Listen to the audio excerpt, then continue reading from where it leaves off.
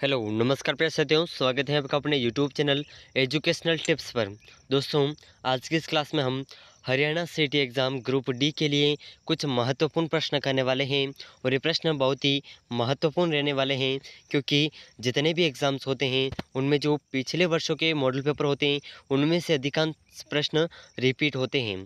तो आज की इस क्लास में हम Haryana city exam group D के लिए 2018 का मॉडल पेपर के कुछ महत्वपूर्ण प्रश्न देखेंगे। और ये प्रश्न, इनमें से अधिकांश ऐसे प्रश्न हैं जो आपको इस बार भी देखने को मिल जाएंगे। तो दोस्तों, अगर आप चैनल पर नए हैं तो चैनल को सब्सक्राइब ज़रूर कर लीजिएगा। वीडियो को अभी तक लाइक नहीं किया है तो वीडियो को एक लाइक ज़रूर कर दीजिएगा और अपने दोस्तों के साथ इस क्लास को ज़रूर शेयर करिएगा। तो इन प्रश्नों की श्रृंखला में हमारा क्वेश्चन नंबर 1 है। तो देखिए, बहुत ही शानदार प्रश्न है।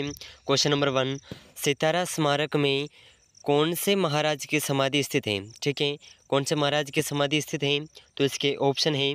Option 1 Tarachand ji Maharaj, option B Narayan Swami, option C Shivaji, option D Govind Singh. तो दोस्तों, इन चार ऑप्शन में से अगर आपको इन प्रश्नों का आंसर पहले से आता है तो साथ ही साथ कमेंट भी करते रहिएगा। ठीक है, तो इस क्वेश्चन का अपना सही आंसर होगा सितारा स्मारक में ताराचंद महाराज की समाधि स्थित है। तो ऑप्शन ए बिल्कुल करेक्ट आंसर हो जाएगा। तो अगला प्रश्न है अपना क्वेश्चन नंबर 2। तो देखिए, बहुत ही शानदार प्रश्न है आपके सामने। क्वेश्चन नंबर 2, हरियाणा को कहा जाता है? तो हरियाणा को क्या कहा जाता है? इसके ऑप्शन है।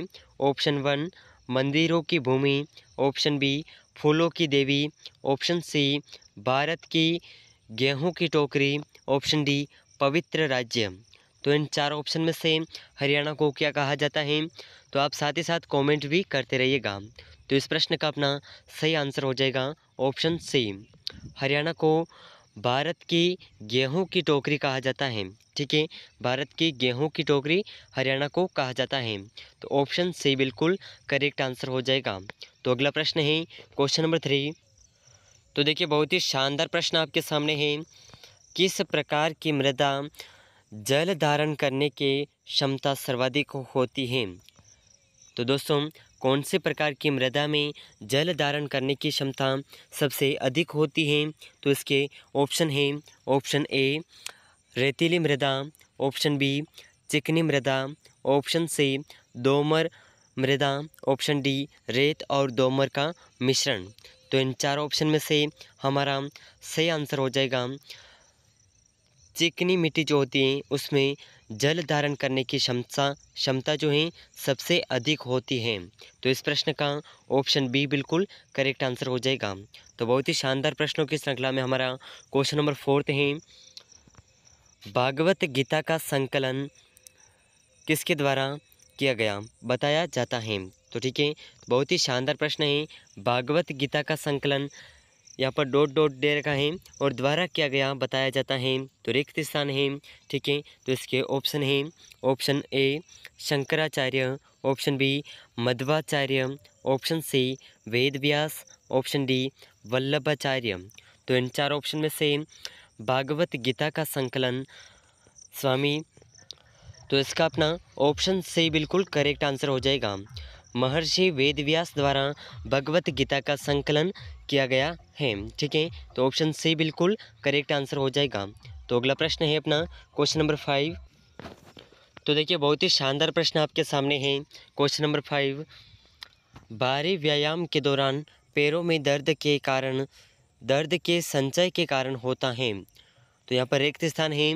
तो भारी व्यायाम के दौरान पैरों में दर्द के किसके क्या होता है? दर्द के कारण कौन सा संचय होता है? तो ये संचय है ऑप्शन बी। ठीक है, ऑप्शन बी अपना सही आंसर हो जाएगा, लैक्टिक अम्ल। ठीक है, तो बहुत ही शानदार प्रश्न है और इसे आप ज़रूर याद रखिएगा। तो अगला प्रश्न है अपना क्वेश्चन नंबर 6। तो देखिए, बहुत ही शानदार प्रश्न आपके सामने है। जब वस्तु को वक्रता के केंद्र के पीछे रखा जाता है तो अवतल दर्पण के कारण बनने वाले प्रतिबिंब की प्रकृति क्या है?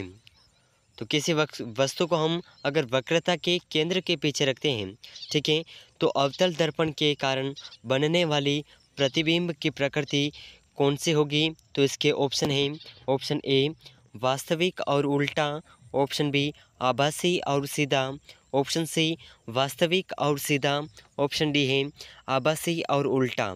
तो इन चारों ऑप्शन में से हमारा सही आंसर होगा ऑप्शन ए। ठीक है, वास्तविक और उल्टा यह प्रकृति होगी। तो इस प्रश्न का ऑप्शन ए बिल्कुल करेक्ट आंसर हो जाएगा।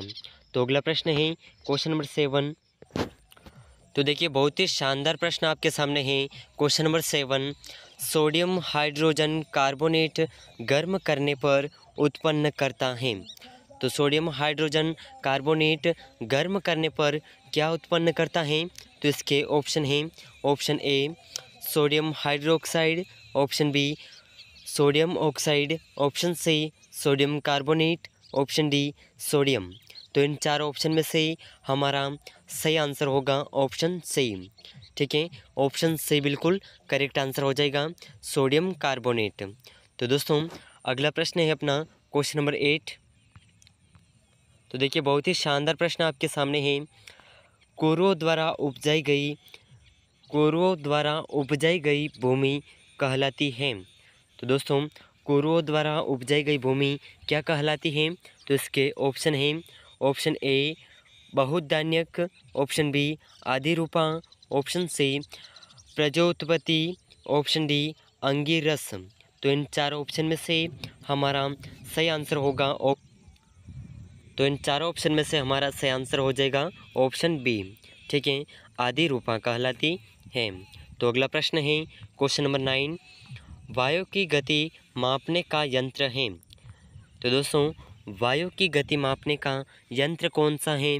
तो इसके ऑप्शन हैं, odometer, option B speedometer, option C anemometer, option D barometer. तो इन चार ऑप्शन में से हमारा सही आंसर कौन सा होगा? अगर आपको इसका आंसर पहले से आता है तो कमेंट ज़रूर करिएगा। तो इन चार ऑप्शन में से हमारा सही आंसर होगा ऑप्शन में से ऑप्शन सी बिल्कुल करेक्ट आंसर हो जाएगा। वायु की गति मापने का यंत्र एनीमोमीटर है। ठीक है, तो नेक्स्ट क्वेश्चन है क्वेश्चन नंबर 10। तो देखिए क्वेश्चन नंबर 10 आपके सामने है। बहुत ही शानदार प्रश्न। गुप्त वंश के बाद ईसा की 6ठी सदी के मध्य में पंजाब पर वर्चस्व स्थापित किया। तो पंजाब पर वर्चस्व किसने स्थापित किया था? तो इसके ऑप्शन हैं, ऑप्शन 1 पल्लव वंश ने, ऑप्शन बी गुजरात के वंश ने, ऑप्शन डी कंदम्ब और ऑप्शन डी है हूण। तो इन चार ऑप्शन में से हमारा सही आंसर हो जाएगा ऑप्शन डी बिल्कुल करेक्ट आंसर हो जाएगा, हूण वंश ने। ठीक है, तो बहुत ही शानदार प्रश्न था। और आज के इस क्लास में हमने हरियाणा सीईटी ग्रुप डी के लिए कुछ महत्वपूर्ण प्रश्न किए थे। और